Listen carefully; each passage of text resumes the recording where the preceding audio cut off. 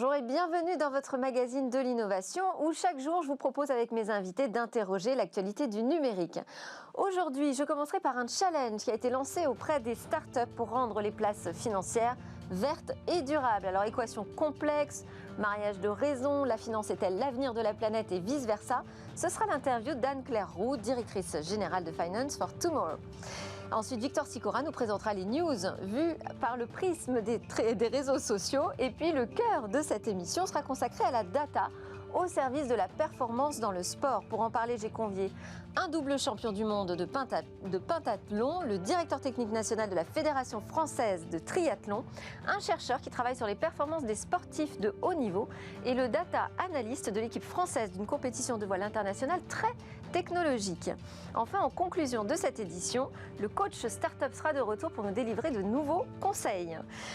Mais avant toute chose, bonjour Anne-Claire Roux, vous êtes directrice générale de Finance for Tomorrow, qui est une initiative française qui s'est donnée pour mission de placer les enjeux écologiques au cœur du développement de la place financière de Paris. Alors, est-ce qu'il faut y voir que la préservation de l'écosystème de la planète est un enjeu de transformation pour la finance, ou est-ce que c'est la finance qui a tout intérêt à investir dans ce nouveau domaine qui est l'impact environnemental, ou les deux? Je crois qu'on est un petit peu sur les deux parce qu'effectivement, au départ, il y a une prise de conscience du secteur financier sur le fait que risque climatique et puis maintenant enjeux sociétaux de manière globale représentent aussi un risque financier pour le secteur de manière globale. Donc il y a une vraie prise de conscience, mais il faut aussi maintenant pouvoir voir les opportunités pour pouvoir aussi transformer le secteur et que les investissements à impact positif soient aussi un enjeu désormais pour les acteurs financiers. Et aujourd'hui, il y a une forte conviction des représentants de la finance, des banques par exemple, à investir dans ce champ, ce nouveau champ. Oui, tout à fait. Et en France, on a la chance en plus d'avoir des acteurs pionniers. C'est avec l'accord de Paris et la COP20 en 2015 ont beaucoup aidé à mobiliser les acteurs financiers. Et aujourd'hui, effectivement, on a beaucoup de choses qui se développent, à la fois dans des investissements à impact, mais aussi sur tout ce qui est mesure du risque climatique, des risques liés aux enjeux de la finance durable. Et donc, effectivement, il y a une véritable prise de conscience du secteur financier. Vous parlez justement de 2015, il y a eu un premier Climate Finance Day cette année-là à Paris. Est-ce qu'il s'est passé beaucoup de choses depuis? Oui, et justement, il y a eu ce dont on parle beaucoup, c'est avant tout la sortie du charbon des acteurs financiers. Donc ça a été un vrai premier pas et qui a vraiment été initié au premier Climate Finance Day depuis Paris, puisque des acteurs comme AXA, Bank of America ont vraiment fait les premières annonces à ce Climate Finance Day en 2015. Et cette année, justement, on va publier un petit peu un observatoire de la finance durable qui va permettre de mesurer justement cette transformation et les engagements à la fois individuels et collectifs qui ont été pris depuis 2015. Alors, je disais, les membres de Finance for Change, je citais, ce sont des banques, ce sont des investisseurs, également des cabinets de conseil. On retrouve qui d'autre? Et surtout, ma question, c'est qui manque-t-il à l'appel encore? On a vraiment essayé autour de Finance for Tomorrow de réunir tout l'écosystème. Donc, vous l'avez dit, des banques, des investisseurs, mais aussi des entreprises, à la fois aussi les pouvoirs publics, les différents ministères concernés, économie, finances, transition écologique, la Banque centrale. Et puis, on a aussi le WWF qui est présent depuis le début, ce qui est quand même pas forcément habituel pour ce type d'initiative. Donc, encore une fois, on essaie vraiment d'être une plateforme qui réunit avant tout les acteurs financiers, mais tout l'écosystème autour de ces acteurs. Et des absents, on pourrait toujours être plus. Aujourd'hui, on a 80 membres. Donc, quand vous regardez l'ensemble du secteur financier, bien sûr qu'on pourrait avoir beaucoup plus d'acteurs. Mais je crois qu'on réunit vraiment, encore une fois, vraiment la diversité des types d'acteurs qui sont présents sur la place. Donc, pas d'absents notables. OK. Est-ce que vous diriez aussi que leur niveau d'engagement est important? Oui, tout à fait. Alors, il faut être honnête, on a différents types d'acteurs engagés, c'est-à-dire qu'on a à la fois la chance d'avoir les acteurs pionniers qui ont vraiment ouvert le pas et montré la dynamique, et puis on a aussi des grands groupes qui sont vraiment en train d'opérer leur transformation et qui ont vraiment pris un tas d'engagements depuis quelques années, et on est aussi là pour accompagner ces acteurs dans la transformation globale qu'ils sont en train d'opérer. Et notamment pour passer à l'action. Alors, vous avez ouvert la semaine dernière l'édition 2020 du Challenge FinTech for Tomorrow. Là, on est en plein dans la période des candidatures. En fait, vous demandez aux startups quelles sont leurs solutions pour aider ces entreprises de la finance à faire leur transformation de manière durable et aussi à investir sur les technologies durables. Est-ce que vous avez des premiers exemples de projets qui vous sont proposés? Exactement. Alors pour cette année, les candidatures sont tout juste ouvertes, donc on verra un petit peu mieux de quoi on dispose d'ici la fin des candidatures. Mais pour vous donner une idée des éditions précédentes, on a vraiment eu des projets aussi variés que tout ce qui pouvait être système de paiement à impact. Quand on paye avec sa carte bleue, on peut avoir un surplus qui permet de financer des projets. Tout ce qui est aussi robo-advisor, de la même manière qu'actuellement, on peut sur Internet choisir sa chambre d'hôtel avec un certain nombre de critères définis. On peut très bien imaginer que ces robo-advisors demain pourront aussi être utiles quand on va voir son banquier pour choisir des produits d'épargne responsables et aussi sélectionner un certain nombre de critères sur le climat, les enjeux sociaux, l'emploi. Donc effectivement, on a vraiment des profils très variés. Le lauréat de la première édition a aussi utilisé des données météorologiques satellitaires pour vraiment pouvoir identifier plus facilement les zones de catastrophes naturelles et adapter les polices d'assurance en fonction. Donc vous voyez, on a des projets vraiment très variés. Est-ce que ça marche du côté des consommateurs et des utilisateurs? Parce qu'effectivement, sur de nombreux sites aujourd'hui, quand on achète en ligne, on voit un petit message qui nous incite à donner une éco-participation. Est-ce que ça fonctionne? Est-ce que c'est suivi? Sans doute pas assez. Et c'est vrai que nous, le Challenge FinTech se positionne aussi beaucoup plus sur les enjeux et les solutions proposées au secteur de manière globale, pas forcément sur les consommateurs, mais c'est évident que les solutions FinTech peuvent aussi permettre de répondre à ces questions qui concernent les citoyens. Alors, l'événement, il est co-organisé avec l'ADEME, qui est l'Agence de la transition écologique, un établissement public sous la tutelle du ministère de l'Environnement. Est-ce que, selon vous, les politiques publiques françaises sont suffisamment investies et impliquées dans cette démarche ? Écoutez, oui, on peut toujours faire plus, bien entendu, mais c'est vrai qu'en France, on a la chance spécifiquement sur ces questions-là d'avoir une régulation assez avant-gardiste depuis plusieurs années, depuis les années 2000, mais on a aussi, sans rentrer dans le détail technique, une loi qui a été votée en 2015 et un article 173 qui va s'adapter maintenant au niveau européen, qui est vraiment reconnu au niveau international et qui oblige les investisseurs à faire du reporting sur l'impact climatique de leur portefeuille. Et donc ça, si vous voulez, ça a vraiment été une avancée parce que on pouvait avoir une contrainte réglementaire, mais qui s'est révélée en réalité un peu une opportunité pour les acteurs français, puisque maintenant, cette régulation va être transposée au niveau européen, et donc les Français sont prêts. Est-ce que ça veut dire aussi que vous cherchez à inciter la finance à se désinvestir de certaines activités polluantes ? Oui, bien entendu. On a parlé du charbon. C'est l'enjeu. Il y en a d'autres à venir ? Il y en a d'autres, oui. Il y a, de manière globale, c'est comment est-ce qu'on investit dans une économie décarbonée. Il y a une forte attente des citoyens. On voit bien que la planète ne peut plus attendre également. Et puis, il y a vraiment aussi cet enjeu, ce que je vous disais, à un moment donné, c'est la pérennité des business models. Risques climatiques, risques sociaux, égale risques financiers. Et puis, dans le contexte qu'on vit aujourd'hui du Covid et donc des plans de relance, on voit bien que l'économie et donc la finance durable aussi doivent être au cœur des enjeux des plans de relance. Ce qui met une pression supplémentaire sur les entreprises qui cherchent à séduire les investisseurs. Et c'est peut-être par là que passera le changement. Merci beaucoup Anne-Claire Roux, directrice générale de Finance for Tomorrow. On enchaîne avec les news de Victoire Sicora.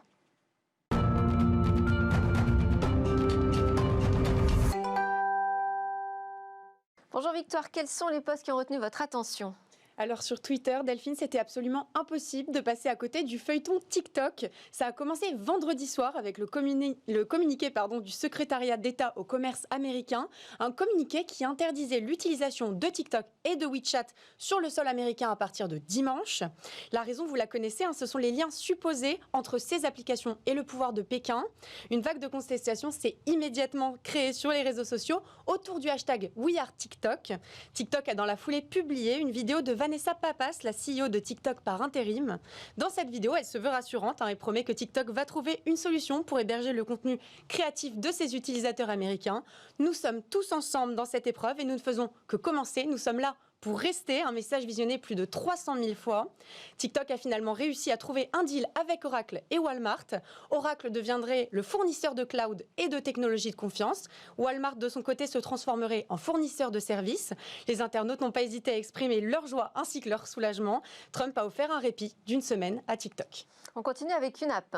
Oui, et pas n'importe laquelle. Elle est numéro 1 des téléchargements de l'Apple Store. C'est Widget Smith, une des nouveautés de l'iOS 14. Grâce à cette cette application, vous pouvez personnaliser votre écran d'accueil à volonté. Il est même possible de changer l'icône de vos applications, couleur, typo, taille, tout est personnalisable et ça donne des configurations plutôt amusantes chez certains tweetos. Regardez, ça peut ressembler à ça par exemple. Comme toutes les applications qui buzzent sur l'Apple Store, Widget Smith a fait beaucoup de bruit sur Twitter et pas que dans le bon sens. Globalement, les internautes trouvent que c'est inesthétique, une énième occasion pour les détracteurs d'Apple de vanter les mérites d'Android.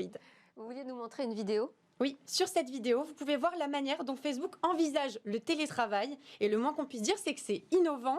Son projet, c'est Infinite Office, du télétravail immersif, grâce à la combinaison de la réalité virtuelle et de la réalité augmentée. Vous le voyez, il vous faut un casque de réalité augmentée. Ce casque fait apparaître devant vous un bureau virtuel multi-écran, ainsi qu'un clavier Logitech à la fois physique et virtuel. Alors l'intérêt, c'est que quand vous portez votre casque, vous pouvez toujours jeter un œil à votre environnement. Regardez si vos enfants jouent à côté et que vous jetez un coup d'œil pour les surveiller, ils apparaissent en noir et blanc. Sur les réseaux sociaux, ça fait carrément l'unanimité. On termine, Victoire, avec le chiffre du jour. Oui, 217, comme les 217 nouveaux emojis de la version 13.1 qui ont été approuvés pour 2021. Les tweetos ont bien sûr partagé leur opinion sur ces nouveaux emojis tout en expliquant dans quel contexte ils les utiliseraient. Parmi les nouveautés, on a notamment un cœur entouré de bandages, un smiley dans les nuages ou encore un emoji de femme avec de la barbe. Mais ce qui a fait le plus réagir les internautes, c'est sans aucun doute ces 25 nouvelles couleurs de peau qui ont été ajoutées à l'emoji couple. Un message de diversité envoyé par les créateurs qui a été très bien reçu par les internautes. Merci Victoire. Anne-Claire Roux, est-ce qu'il y a une actualité qui vous a fait réagir ces derniers jours ? Alors, sans doute un petit peu moins attrayante que ce que Victoire vient de nous partager, mais j'en profite, on a le premier lauréat du challenge Descartes Underwriting qui a fait une levée de fonds de 15 millions d'euros il y a quelques jours. Et donc, c'est une actualité, effectivement, pour nous qui a vraiment retenu notre attention et dont on est très heureux. On les félicite. Merci beaucoup, Victoire Sicora. Merci Anne-Claire Roux, directrice générale de Finance for Tomorrow. C'est l'heure de faire entrer en piste les champions pour parler de la data au service des performances dans le sport.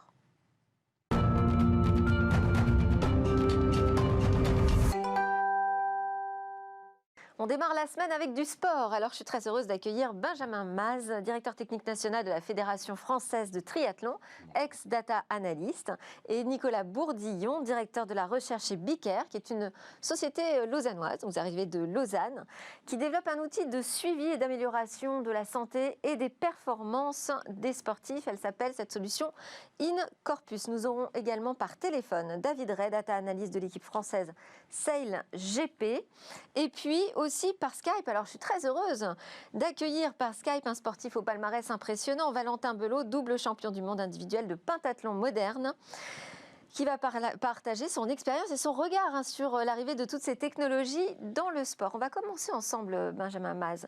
Vous intervenez, vous, auprès des entraîneurs qui sont sur des disciplines, je rappelle le triathlon. Non, vous allez me rappeler le triathlon. C'est l'enchaînement de natation, vélo et course à pied. Voilà, parce que j'avais peur de faire une erreur. Sans arrêt, bien évidemment. Et vous intervenez sur la physiologie, la biomécanique, la nutrition, la psychologie. Et pour ça, vous faites des mesures. Est-ce que le sport est familier de l'utilisation des datas ? Oui, je pense que le sport, c'est finalement le secteur d'activité qui est extrêmement fan des datas, des mesures, des variables, qui permettent d'objectiver la performance des sportifs. Voilà, un chronomètre, un temps, une puissance développée. On l'a vu il y a quelques heures encore sur l'arrivée des Champs-Élysées, où on est dans une discipline, le cyclisme, avec des capteurs embarqués dont les cyclistes sont très friands. Et donc, les triathlètes particulièrement sont intéressés par cela pour pouvoir optimiser leurs performances et leurs entraînements. Nicolas Bourdillon, vous, 80% de votre temps est consacré donc à cette start-up Bicare qui développe InCorpus. Cette technologie, elle collecte des informations à partir de capteurs, c'est ça ? Exactement. Sur la physiologie des sportifs de haut niveau, ouais. Vous récupérez des datas sur la cardio-fréquence notamment. Oui. Alors, est-ce que ces données sont utilisées pour savoir si le sportif est en bonne santé ou est-ce qu'elles peuvent aller un peu plus loin et permettre de faire de la prédiction ? Alors, les deux. Donc, il y a évidemment une analyse du côté santé-performance, mais il y a aussi un modèle prédictif qui est capable de vous annoncer dans les jours qui viennent ou les semaines qui viennent si votre physiologie correspond à vos attentes et vous allez être capable d'enchaîner les charges d'entraînement et ou les performances en compétition ou bien pas. Et auquel cas, on propose de modifier ou en tout cas, on rend les données à l'entraîneur et à l'athlète nécessaires pour qu'il puisse prendre la décision ou pas de modifier son entraînement. Qu'est-ce qu'on lui donne comme type d'information pour qu'il puisse justement améliorer ou en tout cas modifier un peu son entraînement? Alors, c'est très complexe, évidemment, mais il y a 3 grandes familles. Il y a le modèle d'entraînement, le type de séance, le type d'intensité, de durée. Il y a des conseils sur l'alimentation, bien évidemment, et des conseils qu'on appelle soins énergétiques, c'est-à-dire les massages, tous les procédés de récupération, cryothérapie, par exemple, ce genre de choses. C'est une sorte de coach, finalement, une Alors, non, application qui délivre des Oui, alors conseils ça au quotidien? Ça prend pas du tout la place du coach. C'est un outil pour le coach. Le rapport entraîneur-coach, il est humain, il est profondément humain et on ne peut pas le remplacer. Par contre, on peut fournir des données, de l'analyse de données qui permet à l'entraîneur et à l'athlète de mieux comprendre ce qui se passe à l'intérieur et à l'extérieur, et donc d'optimiser la performance. Benjamin Mas, qu'est-ce que vous en pensez justement de ces outils qui arrivent et qui permettraient finalement aux sportifs de se débrouiller un peu plus de manière autonome? Oui, c'est des apports extrêmement intéressants en fait. Ça aide à la décision pour les sportifs et leurs entraîneurs. L'intérêt pour l'entraîneur, c'est de pouvoir avoir un outil fiable dont on est certain pour pouvoir avoir des apports et pour pouvoir faire les meilleurs choix dans la programmation de l'entraînement. Ça ne se substitue pas du tout au choix de l'entraîneur? Non, ça complète. Enfin, ça vient compléter le diagnostic initial fait par l'entraîneur. Donc c'est vrai que ce sont des solutions technologiques qu'on utilise. L'entraîneur va avoir ses apports de ses outils embarqués ou d'éventuellement ses repères, ses marqueurs physiologiques et autres. Et puis il y a toute sa science, la science de l'entraîneur qui va pouvoir justement prendre en compte tous ces éléments, éventuellement en pondérer certains pour pouvoir faire les meilleurs choix pour permettre à l'athlète. Sa science de l'entraîneur donc est fortement humaine. Notamment, mais elle est très holistique, c'est une approche très complète, parce que dans quelle mesure mettre de côté la dimension mentale quand on évoque la performance humaine, ce serait finalement un choix très délicat. Alors nous allons donner la parole à David Ray, qui est data analyst de l'équipe française SailGP. Bonjour David Ray. Bonjour. Vous êtes avec nous par téléphone, donc on ne vous voit pas. En revanche, j'entends bien l'écho de ma voix. Alors, une précision sur SailGP, c'est une nouvelle compétition internationale de voile en équipage. Et elle a été créée par le fondateur d'Oracle et aussi un champion de voile, Russell Coutts, évidemment. Mais disons que c'est une compétition qui est déjà née sous le signe du mariage entre la technologie et le sport. Oui, alors c'est des bateaux de nouvelle génération qui en plus ont la particularité d'être équipés de foils qui leur permet de voler sur l'eau. Ils sont aussi remplis de capteurs qui envoient des centaines de données par seconde. Donc le rôle d'Oracle ici, c'était vraiment de créer un serveur qui permettait de récupérer les données de tous les bateaux en direct. Alors les bateaux sont en train de naviguer et moi je suis à terre. Et je peux récupérer, donc ça c'est l'innovation aussi, c'est de récupérer les données de tous les bateaux, pas seulement du nôtre, en temps réel. Et donc voilà, sortir des conclusions et répondre aux questions peut-être de l'entraîneur qui lui est sur l'eau et qui voit des choses qui sont difficilement quantifiables lorsqu'on est sur l'eau en direct. Donc vous avez basculé de la navigation à la data analyse à terre pour aider les équipes à bord, les navigants, à améliorer leur performance en temps réel.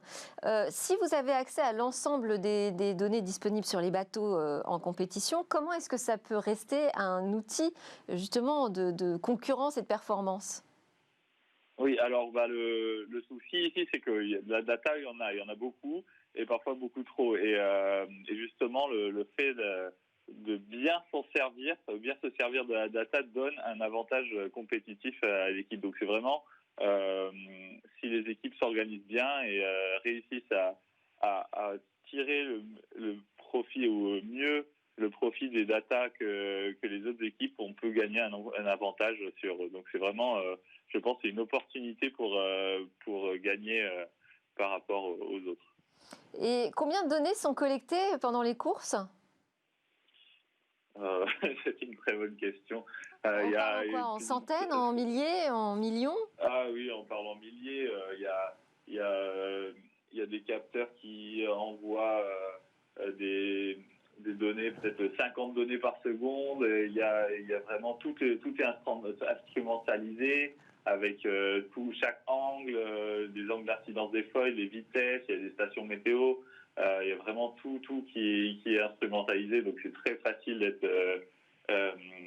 d'en avoir trop sur ce circuit. Donc, le gros de mon travail, c'est vraiment de faire le tri, trouver ce qui est important pour cette journée en fonction de ce qu'on est en train de travailler. On ne va pas regarder les mêmes choses si on est en train de se concentrer sur des lignes droites ou sur des manœuvres. Voilà, donc c'est hyper intéressant de ce côté-là. Je vais vous faire une question un peu provoque, mais vous diriez que quelle est la part de responsabilité de la technologie dans les résultats de l'équipe ? Alors, il y a une chose qui est intéressante, c'est que moi, je ne peux pas vraiment influencer sur leur... une fois qu'ils sont en train de courir dans la course, on ne peut pas vraiment influencer sur leur performance. Par contre, on peut donner un feedback beaucoup plus quantifiable qu'avant.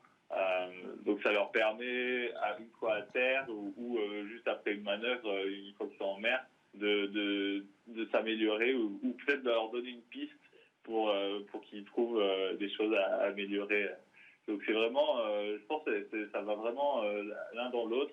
Il faut avoir une bonne communication avec les navigants parce qu'il faut passer un message clair, il ne faut pas les brouiller avec trop d'informations parce que moi j'en vois des centaines et il faut vraiment donner l'information qui est utile pour que ce soit pour améliorer la performance sur le moment donné, quoi.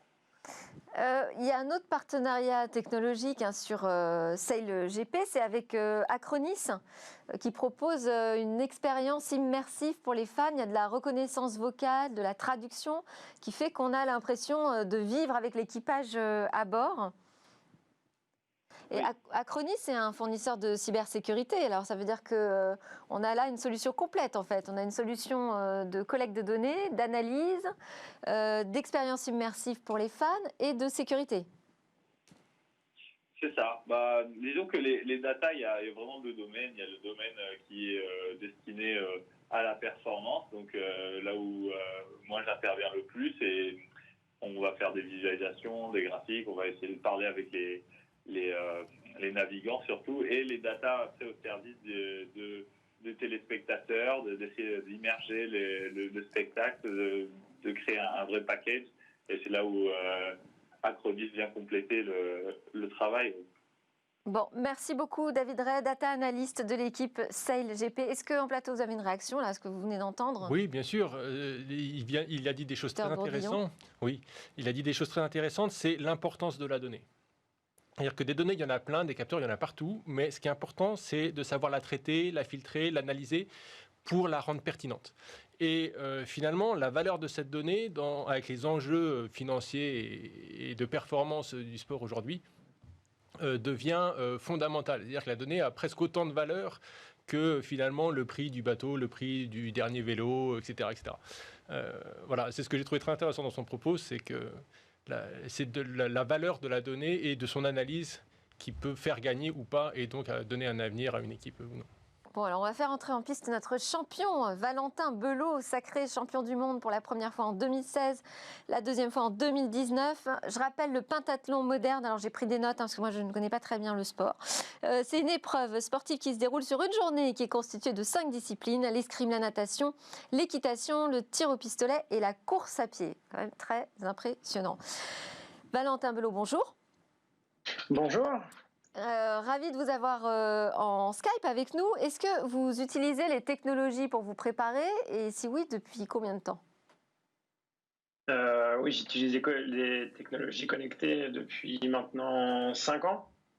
Ça fait un peu plus longtemps qu'elles sont arrivées dans le sport, mais ça va faire 5 ans que je commence vraiment à travailler avec elles, en passant par une montre connectée et des appareils de cardio-fréquence. Je sais que c'est un vrai plus pour mes entraîneurs et pour moi au quotidien pendant l'entraînement. Alors justement, c'est la question que j'allais vous poser. Vous l'utilisez-vous à titre individuel ou c'est également un outil qui sert à votre entraîneur et à toute l'équipe, à tout le staff ? Dans un premier temps, ça a été un outil pour moi, pour avoir un retour sur mes séances et pour les mettre en rapport avec mes sensations. Et très vite, comme depuis 2016, j'ai changé d'entraîneur. Je travaille avec un entraîneur qui est lui et Saint-Étienne. Et moi, je suis sur Paris, donc la connexion était super importante pour qu'il ait un retour sur mes séances. Et du coup, depuis 2016, on travaille complètement à distance avec lui et il peut consulter mes séances à la fin de mes entraînements et avoir un vrai retour quantifié sur mes séances. Donc c'est vraiment très intéressant pour moi. Quel regard vous portez sur ces technologies qui de plus en plus observent justement vos performances de sportifs et les accompagnent et aident à les améliorer? Est-ce qu'on va s'orienter, finalement vous êtes sur un sport quand même physique, 100% physique, est-ce qu'on va s'orienter vers un sport plus mécanique, technique? Non, je pense pas. Je pense que c'est un super outil. On s'en sert tous les jours. Mais l'humain et la réflexion qu'on y apporte autour sera jamais dépassée en fait. Moi, je le prends vraiment comme un outil, comme un plus. Même quand je fais des bonnes ou des mauvaises séances, ça reste juste un outil et un retour en plus. Mais en aucun cas, je vais changer fondamentalement mon entraînement en vue de résultats qu'on pourrait m'afficher. C'est ça la limite un peu de la connexion. Faut s'en servir toujours comme un outil et pas se baser que là-dessus parce que je peux faire une mauvaise séance, mais il y a tellement de facteurs externes qui peuvent entrer dedans que la montre ou que l'objet que j'utilise ne pourra pas prendre en compte.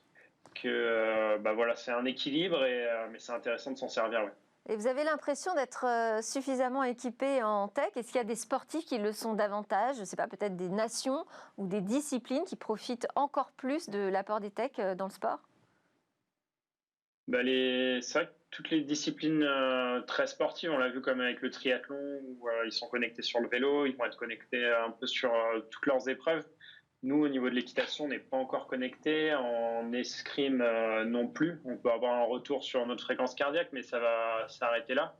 C'est aujourd'hui, il y a énormément la course à pied, la natation ou le vélo qui sont équipés, ou la voile, d'autres sports, mais il y a encore une marge de progrès et des nouveaux sports qui vont pouvoir être connectés au fur et à mesure.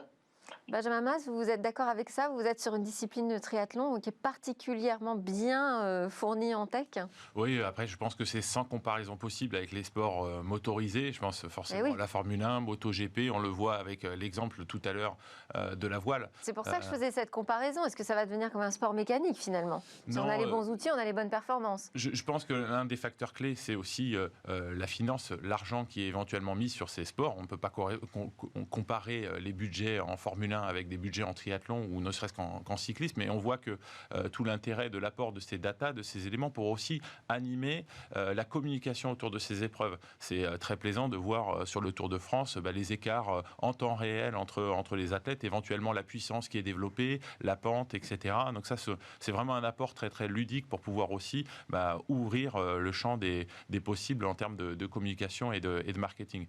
Et donc c'est sûr qu'on est friand un peu d'avoir ces informations, mais l'important pour les entraîneurs, et puis moi en tant que directeur technique national, c'est la fiabilité de ces éléments et de ces mesures. Et c'est là où ça nécessite de prendre le temps d'expertiser ces outils pour pouvoir permettre ensuite aux sportifs en temps réel. Tous ne se valent pas. Oui, exactement. Est-ce qu'il y a des nouveaux dispositifs qui sont apparus et que vous jugez de plus en plus pertinents aujourd'hui dans le sport? C'est sûr que dans l'activité du triathlon, et je pense que Valentin pourrait en parler sur la partie course à pied, aussi valable en pentathlon, c'est l'apport de ces semelles de lames de carbone qui sont incluses dans les chaussures, qui a donné beaucoup de travail aux fédérations internationales pour justement réglementer et accompagner, encadrer cette évolution technologique qui a permis à un premier homme de battre cette barre mythique des 2 heures sur le marathon. On voit qu'il faut pouvoir s'adapter à ces évolutions technologiques qui sont intéressantes, qui permettent de repousser certaines limites. Après, se posent, on va dire, des questions d'éthique et autres sur cet apport des nouvelles technologies dans l'évolution des performances. Et alors, Nicolas Bourdillon, au-delà des appareils, il y a l'intelligence logicielle.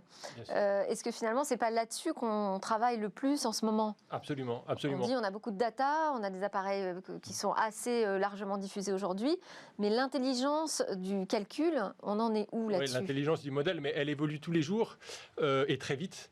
Il y a bien sûr des modèles d'intelligence artificielle qui sont très à la mode, mais il y a aussi le modèle expert, c'est-à-dire qu'est-ce que l'expérience, 50 ans d'expérience d'un entraîneur peut amener à notre modèle? Comment lui l'aurait fait? Comment est-ce qu'on peut modéliser ça? Et c'est important d'avoir les deux entrées. C'est-à-dire qu'on ne peut pas faire toute intelligence artificielle, on ne peut pas faire tout modèle expert. Il faut réussir à combiner les deux pour avoir la meilleure solution et la meilleure approche possible. Voilà, et puis je voulais aussi rajouter un point. Alors moi, il y avait quand même quelque chose qui m'intriguait dans InCorpus. Vous dites que vous pouvez pallier les blessures, anticiper peut-être même le surentraînement. Oui, bien sûr, bien sûr. Alors au départ... Mais comment concrètement, qu'avez-vous comme critères sous la main pour faire ça? Alors, pour la partie surentraînement, c'est essentiellement des critères physiologiques, c'est-à-dire que avant de ressentir les symptômes et vraiment de déclencher le surentraînement, donc la baisse de motivation, la baisse de performance, il y a des signes physiologiques avant-coureurs qu'il faut simplement être capable de détecter. Alors ça peut être le système nerveux autonome. Il régule une grande partie de nos fonctions vitales, la digestion, la respiration, les battements cardiaques, etc. Et il va s'ajuster aux charges d'entraînement pour essayer d'abord de les encaisser, puis de faire un phénomène de surcompensation pour améliorer les performances. Seulement, si l'équilibre entre séance d'entraînement et récupération, il n'est pas bon, on risque de basculer du côté surentraînement. C'est-à-dire qu'on n'a pas le temps de récupérer et la surcompensation n'intervient pas et on diminue les performances.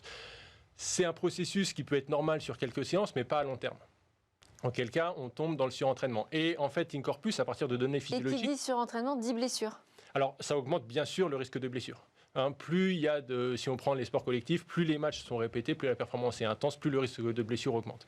Donc ça, c'est évident. Et donc InCorpus détecte les signes précoces du surentraînement et peut déclencher une alerte. Après, c'est à l'entraîneur, à l'athlète de dire, bah oui, évidemment, là, je fais un cycle très lourd. C'est normal que la performance baisse, qu'il y ait des signes avant-coureurs, mais j'ai ma période de récupération qui est prévue de temps à temps et tout devrait bien se passer. Par contre, si les alertes se déclenchent à un moment où ce n'était pas attendu, là on peut se poser des questions et puis essayer d'ajuster les séances d'entraînement à venir.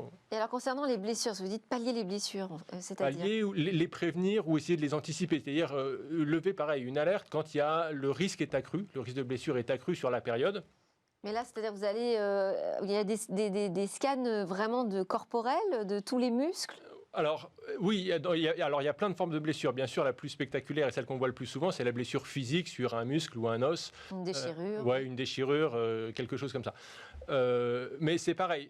Là, on va travailler en fait avec des probabilités. C'est-à-dire que, étant donné les charges d'entraînement passées, les performances attendues et les échéances du calendrier, on peut évaluer une probabilité de blessure. Et là, c'est pareil, sur un calendrier très chargé, je pense notamment au sport collectif, football, rugby, où les matchs sont à répétition et il faut être performant toute l'année.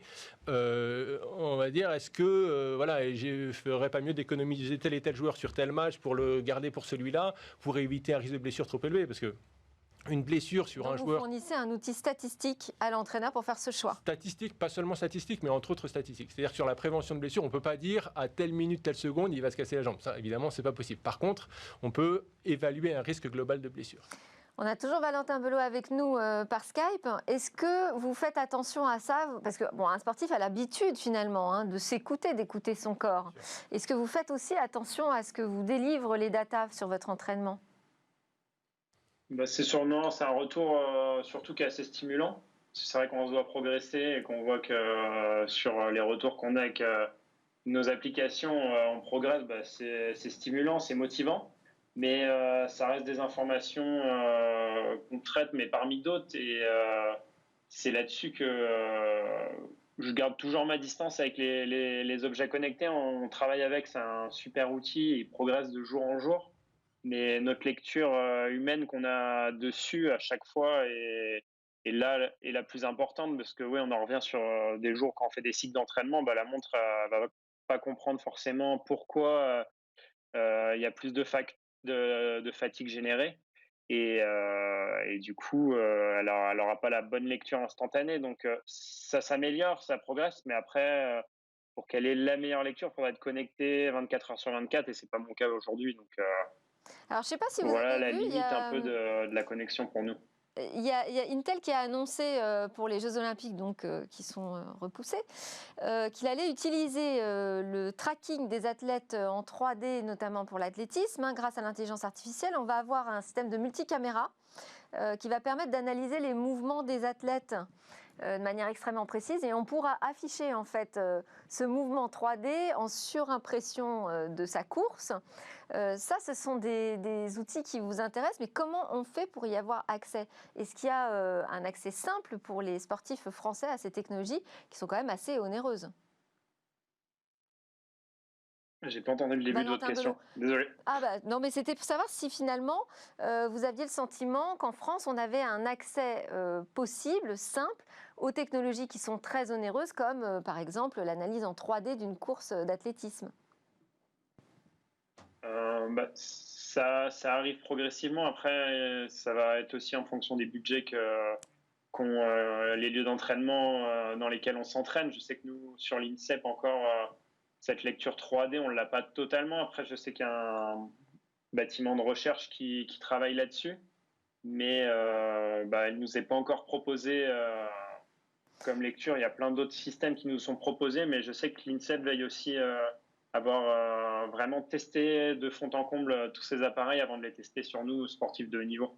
Parce qu'on ne veut pas non plus être le cobaye permanent de ces appareils. Il faut que ce soit des appareils très fiables, comme notre carrière est déjà en route et ça joue sur peu de choses. Donc non, on n'a pas encore accès à la 3D. Benjamin Maz, est-ce qu'on est plutôt en pointe en France? Est-ce qu'il y a des nations qui sont plus en avance que nous, qui mettent davantage d'investissement et d'argent sur ces technos? Oui, on fait plutôt partie des outsiders sur le champ de la technologie, très clairement, par rapport à d'autres nations. Je pense notamment l'Angleterre, les États-Unis, notamment, ou l'Allemagne. Je pense que c'est notamment dû à cette capacité à pouvoir mettre en œuvre des partenariats sur un angle, sur un triptyque entre le monde de l'entreprise, le monde universitaire et le monde du sport. On a pu, pour avoir travaillé à la Fédération française de cyclisme, voir sur le cyclisme sur piste, cette capacité qu'avaient notamment les Britanniques de pouvoir travailler avec l'usine McLaren, donc le secteur privé et la Formule 1, l'université, et puis du coup le sport de haut niveau pour développer des outils sur mesure embarqués qui permettent vraiment d'optimiser la performance de ces sportifs. Comme le dit Valentin, on est très friand de cette technologie, mais par contre il faut que ce soit fiable, il faut que ce soit validé, et on a toutes des montres connectées avec éventuellement un capteur de fréquence cardiaque au poignet.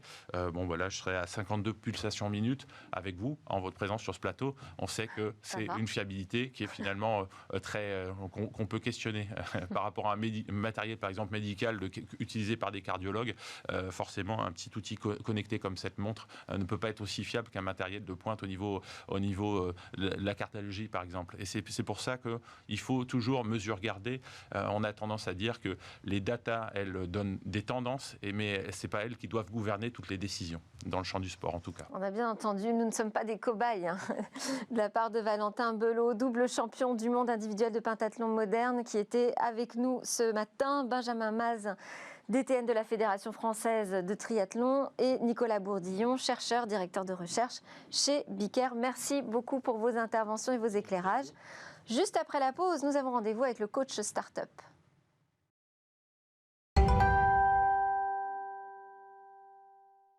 Nous sommes de retour sur le plateau de Smartech pour écouter les conseils du coach Startup. Bonjour David Bitton. Bonjour Delphine. Alors je rappelle que vous consacrez une partie de votre temps chaque semaine pour un fonds d'investissement qui s'appelle Serena et vous y dirigez l'équipe Operating. Vous avez été vous-même entrepreneur pendant 20 ans et donc là vous accompagnez des start-upers qui veulent lancer leur projet. Je vous remercie d'ailleurs d'avoir accepté de partager vos conseils sur le plateau de Smartech. Aujourd'hui, on va parler des secrets du market fit. Alors c'est un concept, c'est ça ce market fit qui explique comment on crée une adéquation entre son projet et le marché visé. C'est ça. Donc le product market fit, c'est une notion qui a été inventée par Marc Andreessen. Vous vous rappelez sans doute, c'est le fondateur de Netscape, donc grâce à qui on surfe peut-être tous depuis sur Internet. Exactement. Et qui accompagne pas mal d'entrepreneurs aux États-Unis avec son fonds Andreessen Horowitz et qui a créé cette notion de product market fit qui indique en fait quand un produit a vraiment trouvé son marché. Et ce moment-là, il le qualifie comme étant le moment où vos utilisateurs vont spontanément parler en fait de votre service. C'est-à-dire que la valeur qu'ils perçoivent est telle qu'ils ont envie d'en parler en fait aux autres. Donc c'est une notion essentielle parce qu'elle permet vraiment d'aider en fait, les fondateurs à savoir s'ils ont réellement trouvé leur marché. D'accord. Et aujourd'hui, il y a un score, un scoring en fait, qui permet de mesurer ça. C'est ça. Il y a déjà un score effectivement qu'on appelle le NPS, qu'on a vu tous en fait. On a tous reçu des sondages qui nous demandent de donner un avis. C'est Net Promoter Score. Okay. Vous avez raison, c'est effectivement la bonne question. C'est un score qui est défini entre ce qu'on appelle les promoteurs, c'est-à-dire ceux qui vont donner une note de 9 à 10 sur votre service, et les détracteurs, c'est-à-dire ceux qui vont donner une note qui est comprise entre 0 et 6. Donc on fait la différence entre les promoteurs et les détracteurs, et on obtient un score qu'on appelle le NPS, qui est déjà une indication en fait, qui permet de savoir si notre produit satisfait les clients. Donc quand on répond à une enquête, est-ce que vous recommanderiez ce site à vos amis? C'est justement pour faire ressortir ce score de Market Fit. Exactement. Donc ce score-là, en fait, il va déjà donner une indication qui est intéressante parce qu'il nous a fait prendre conscience qu'on ne pouvait pas simplement regarder en fait ce qu'aiment ceux qui apprécient votre produit, ceux qui les apprécient, mais il faut aussi tenir compte en fait des détracteurs et donc bien prendre en compte en fait l'expérience client et ce que vous générez. Donc moi, je suis venu vous parler en fait d'une autre méthodologie aujourd'hui qui vous permet d'aller encore un cran plus loin. Donc si le NPS aujourd'hui il est déjà pas mal utilisé, eh bien une méthodologie qui a été proposée par le fondateur de Superhuman, une application en fait pour gérer mieux ses emails, et qui propose d'aller un cran plus loin, donc pour mesurer le product market fit en définissant un score, le score du product market fit. Et j'ai effectivement proposé de vous mettre à l'écran la question que ce fondateur en fait propose d'adresser à ses clients. Donc cette question c'est la suivante, c'est quel serait votre sentiment si vous ne pouviez plus utiliser notre service ? Et donc en posant cette question, on va essayer effectivement de savoir ceux qui sont très frustrés, plutôt frustrés ou pas frustrés. Le niveau de dépendance au service. Exactement, ou le niveau effectivement de combien est-ce qu'il apporte vraiment quelque chose ou pas. Et ceux qui vont répondre très frustrés, donc ces clients-là, eh bien ce sont des clients qui ont une valeur folle pour votre entreprise, parce qu'a priori, c'est vraiment ceux qui apprécient votre application, votre service, et qui vont pouvoir vous en dire de plus en plus sur la manière dont vous pourriez franchir un cap. Mais ce score, il n'arrive pas un petit peu après, parce que quand on est un tout jeune lancement finalement, est-ce que l'utilisateur ou le consommateur est capable de dire je sens une frustration si je n'ai pas ce service dès le début ? Eh bien, alors ce que lui effectivement explique dans l'article qu'il avait écrit sur cette méthodologie-là, c'est qu'il s'en est servi assez vite et que justement il pense que ça peut permettre à des fondateurs d'accompagner le démarrage de leur société, parce que dès qu'on a une quarantaine de réponses en fait avec des gens qui sont vraiment très motivés, et on peut assez vite avoir quelques centaines d'utilisateurs en fait pour un service, eh bien dès qu'on commence à avoir une quarantaine de réponses de gens qui sont vraiment a priori très attachés à votre application, vous pouvez mesurer ce score-là. Et il définit une valeur comme étant la valeur à partir de laquelle vous avez atteint un bon niveau de product market fit. Et ce score-là, il l'a défini en faisant un benchmark. Sur une échelle de 1 à 10 ? Alors, exact, c'est un pourcentage, effectivement. Et donc, il va mesurer donc, sur l'échantillon auquel vous aurez envoyé ce sondage, et donc cette question, il va regarder en fait si vous avez 40% de gens qui se déclaraient très frustrés de ne plus avoir votre application. Et si vous avez ça, il considère a priori que vous avez atteint un niveau où votre application répond vraiment à un besoin. Mais surtout, ce que ça veut dire, c'est que vous avez identifié aussi ces utilisateurs-là, qui sont ceux avec lesquels vous allez pouvoir en fait, bâtir en fait, le reste de développement de votre société. Parce que ces gens-là, eh bien, effectivement, ils apprécient tellement votre application qu'ils vont pouvoir vous dire d'abord qui ils sont. Donc vous définir en fait leur persona. Et donc j'ai proposé en fait les 3 autres questions qu'il indique dans sa méthodologie qu'on peut peut-être afficher à l'écran. La première, c'est qui sont les personnes donc, qui tirent le plus avantage de votre service. Et donc là en fait on va essayer de définir donc les personnes qui correspondent vraiment aux utilisateurs clés. On va poser la question de quel est pour vous le bénéfice essentiel de ce service. Et donc, on va pouvoir savoir la raison pour laquelle, en fait, ils sont vraiment, vraiment fans de ça. Et c'est à partir de là que vous allez pouvoir continuer à développer, bien sûr, votre société et donc vous donner des éléments très concrets pour bâtir votre roadmap. Et enfin, un 3e point qui est comment est-ce qu'on peut améliorer le service pour vous. Et là, il fait un choix qui est très intéressant. Vous vous rappelez que donc on pose la question de quel est votre sentiment si vous ne pouvez plus utiliser le service. Vous pouvez vous déclarer très frustré, plutôt frustré ou pas frustré. Ceux qui ne sont pas frustrés, ils proposent en fait de ne même pas regarder leurs réponses. Parce qu'en fait, son point de vue, c'est de dire justement, on ne peut pas satisfaire tout le monde. Il faut déjà essayer de bien satisfaire ceux qui se déclareraient très frustrés. Et puis ceux qui sont plutôt frustrés, eh bien, grâce à ces questions qu'on pose, on va pouvoir aller essayer de comprendre comment eux, on va pouvoir les amener en fait dans la catégorie A. Donc quand on a une roadmap produit qu'il faut faire des choix, eh bien, il faut effectivement passer 50% de son temps à améliorer toujours ce qui fait que les gens sont très motivés. Et puis il faut passer 50% de son temps à faire que ceux qui sont plutôt frustrés pourraient devenir très frustrés. Et donc c'est très important de prendre le temps de bien répondre à ces questionnaires. Exactement. Merci David Bitton, Operating Partner chez Serena. Merci à tous d'avoir suivi Smartech. C'est presque la fin de cette émission. Il y a le Lab Startup avec 4 jeunes pousses innovantes à découvrir tout de suite après. Et nous, on se retrouve dès demain pour de nouvelles discussions sur la tech.